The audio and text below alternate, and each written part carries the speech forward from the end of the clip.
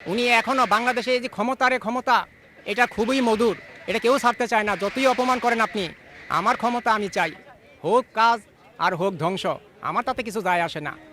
আমি আজকের এই জুলাই সনদ বর্ষপূর্তি অনুষ্ঠানে ওনার পদত্যাগ দাবি করছি।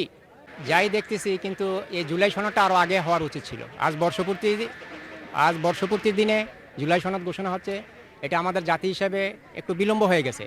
আরও আগে জুলাই সনদটা ঘোষণা করা উচিত ছিল, তাইলে শহীদের আত্মা, আহতরা এবং যেই স্পিডে জুলাই যুদ্ধ সংগঠিত হয়েছিল সেটা সার্থকতা লাভ করতে, উদ্দীপনা পাইত। কিন্তু অত্যন্ত দুঃখের এবং লজ্জার বিষয়, এখনও আমরা ফেসিবাদ মুক্ত করতে পারিনি বাংলাদেশ। এখনও ফেসিবাদের দোষর, স্বৈরাচারের দোষর, গুম খুন, অত্যাচার, অবিচার, অনাচার, জুলুম নির্যাতনের দোষর, এখনও দুর্নীতি, মহালুটপাটের দোষররা রাষ্ট্রের ক্ষমতায় বসে আছে, এখনও রাষ্ট্রকে অস্থিতিশীল করতেছে। অন্তর্বর্তী সরকারের কাছে আমার অনুরোধ, স্বৈরাচারের দোষর শাহাবুদ্দিন চুপ্পু রাষ্ট্রপতি হিসাবে কি করে থাকে? উনি সেই যোগ্যতা হারিয়েছেন, উনি রাষ্ট্রপতি পদকে কলঙ্কিত করেছেন। রাষ্ট্রপতি মানে কি? রাষ্ট্রের অভিভাবক। জুলাই বিপ্লবের সময় এত রক্ত ঝরলো, এত খুন হলো, এত শহীদ হলো, এত আহত নিহত হলো, উনি ওই সময় কোনো পদক্ষেপ নেন নাই। ওনার উচিত ছিল এটাকে নিয়ন্ত্রণে আনার এবং তাদের দাবি দাওয়া মেনে নিয়ে রাষ্ট্রকে একটা সুশৃঙ্খল পর্যায়ে আনার, কিন্তু সেটা তিনি করেন নাই। ওনার যদি ন্যূনতম জ্ঞান থাকতো, আমরা ফেসিবাদ নির্মূলের যে আন্দোলন করেছি, সমস্ত ফেসিবাদরা পালিয়ে গেছে, উনিও পালিয়ে যেতেন যদি ওনার আত্মসম্মান থাকতো, আত্মমর্যাদা, আত্ম উপলব্ধি, আত্মজ্ঞান, আত্মসংযম থাকতো।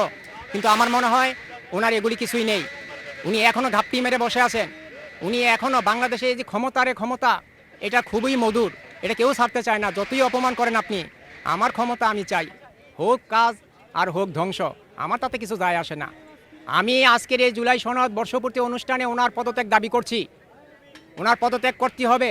উনি পদত্যাগ না করলে শহীদদের সাথে মশকরা করা হবে, জুলাই সনদ মশকরাকারী হবে। কারণ ফেসিবাদকে পাশে রেখে, ফেসিবাদের অনুমোদন নিয়ে জুলাই সনদ, এটা জাতি মেনে নেবে না, এটা শহীদরা মেনে নেবে না। শহীদের আত্মা কষ্ট পাবে, আহতরা কষ্ট পাবে। আমরা চাই এটা অচিরেই রাষ্ট্রপতি শাহাবুদ্দিন চুপ্পুকে পদত্যাগ করা হোক।